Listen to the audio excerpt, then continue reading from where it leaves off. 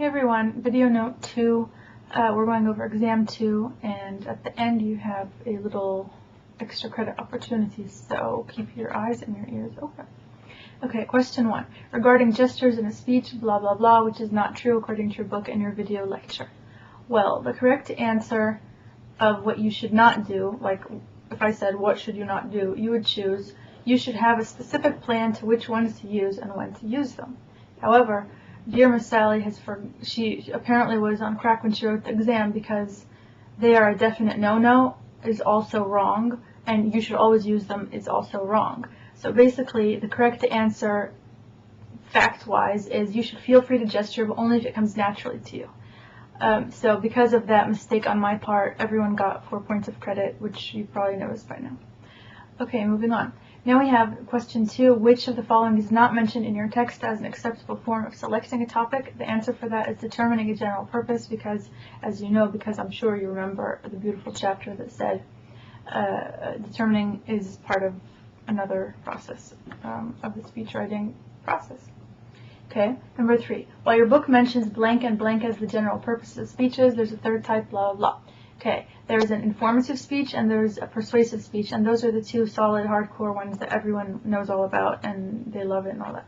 Some scholars and teachers also think that entertaining is a third form of speech, it's the third category, and that was your answer. Fourth of all, number 4, we have which of the following examples is wrong, and the correct answer to that is topic, and that's because I had why physical therapy is a great help to people who have injuries. And that would not be a topic, that would be like a specific purpose, or what's the other central idea, depending on how you spin that. Number 5, which of the following is not a speech writing sin? And your answer is tailoring your topic or speech to your specific audience. Again, that's because you do need to tailor the topic and speech to the audience you're going to talk about. If you're going to go into a nursery, you don't need to be talking about dentures. If you're going to go into a nursing home, you don't need to talk about diaper changing techniques or something like that. So make sure that you tailor it not only to prevent people from being offended or hurt, but also that it actually is relevant to them. Okay, now we have question number 6. It's about which is the effective and good central idea, and the third answer, which was Egyptians whose sense of humor may be traced back to the blah blah or blah blah. It's making a statement. It's not saying, I'm going to persuade you why, and it's not saying to persuade, but it's actually saying this is the logic, or this is the bedrock of my speech. So that's why that would be that. Then we have number 6, which of the following examples illustrates what your book calls the psychology of audiences, and that's the one about selective listening, if you'll remember. The first one, Jason waits until the end of his speech to let the audience in on the, quote, mysterious person he's been discussing all along. True or false? Is that right or wrong? It's wrong. I mean, that's what I did. Remember when I did the My Best Friend speech? At the end you found out who it was. And that's neither a sin nor something that like I'm pushing you to do, but that's not the correct answer here. Tara uses examples and vivid language in her speech. Again, that's wrong for this question. This is not what we're talking about. Number 3, here it is. Nurse Jenny's ears perk up when her classmate Jacob talks about health care. Her ears perk up, why? Because the psychology of audience says that we listen to the things that affect us or that we're interested in. Whether it be an interest like I like to surf, or healthcare, I do this for my job. I mean, you might hate it, but it still affects you. For example, if I said, how would you like to save $1,000 on gas every year? Most of you guys would be like, oh, give me the coupons, or you know, you'd listen. Your ears would listen even if you didn't want to. Okay, according to your book, one of the following is not true. Which one is it? And the answer to that is speeches contain one message which a speaker says and the audience hears and processes. Now, the reason that that was the correct answer, which means it's false, because it was a not question again, is that when I'm speaking to you now, maybe I have a picture in my head, but when you hear it, you're going to process it and maybe you'll have a different picture in your head.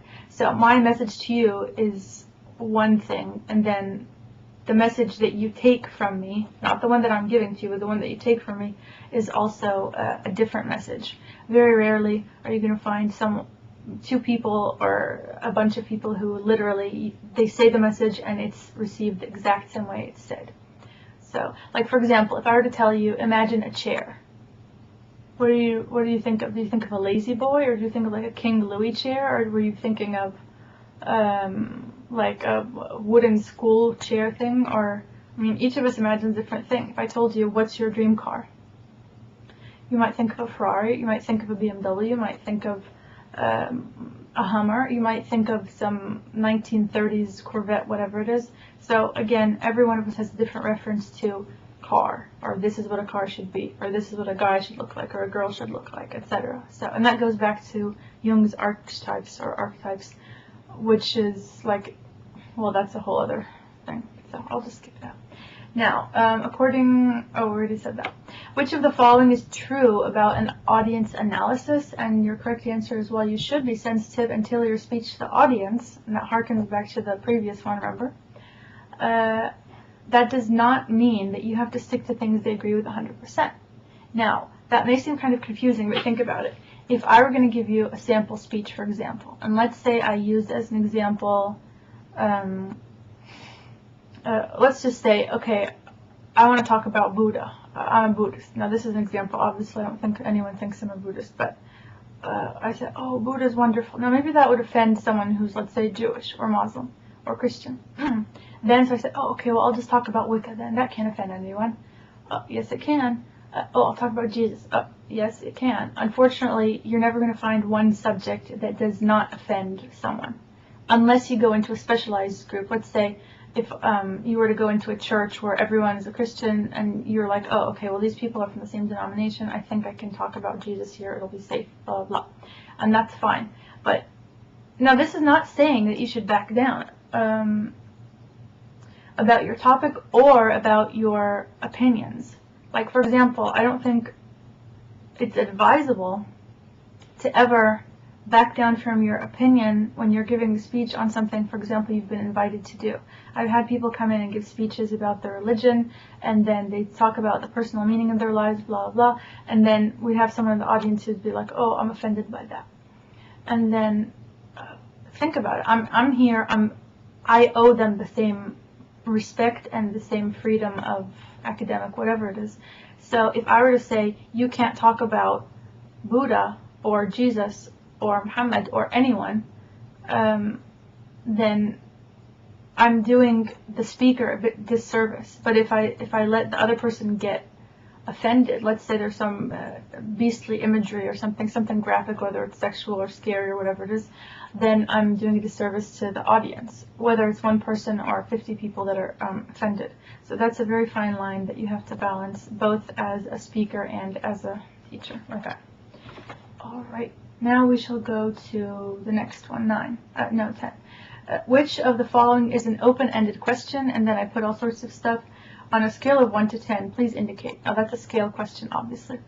How frequently do you visit Taco Bell? Choose one, daily, weekly, monthly. That would not be open-ended. Open-ended is when, here I said, how do you generally prepare for a night out on the town? In that, I don't put any words in your mouth. I just say, okay, you have the floor.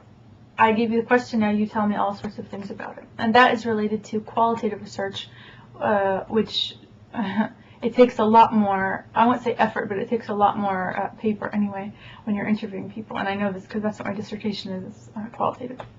The scale stuff, yes, it takes a long time sometimes to make a good and effective scale that people can relate to or answer properly and understand even, but that doesn't mean that it's any less time consuming than the qualitative. But I happen to think that qualitative is better because it's fun. Anyway, okay. Which of the following is incorrectly defined or given an example of? And that one was the periodical databases, newspapers, catalog, and quotation books. And the answer to that is catalog. There is a catalog, but they're referring to card catalog, not Victoria's Secret, JCPenney, and the Sharper Edge. So that's the answer there. Now the card catalog, if you've gone to the library, then it's that sometimes they have those pull-out shelves where it has like a Rolodex for the book things. I don't think they have those in most libraries these days. They have it electronically stored, but it's still considered the card catalog, even if it's online. Okay, now we're approaching 10 minutes, so I'm going to have to cut this video off, but I will be back in 2 shakes of a lamb's tail. So, see you in a minute.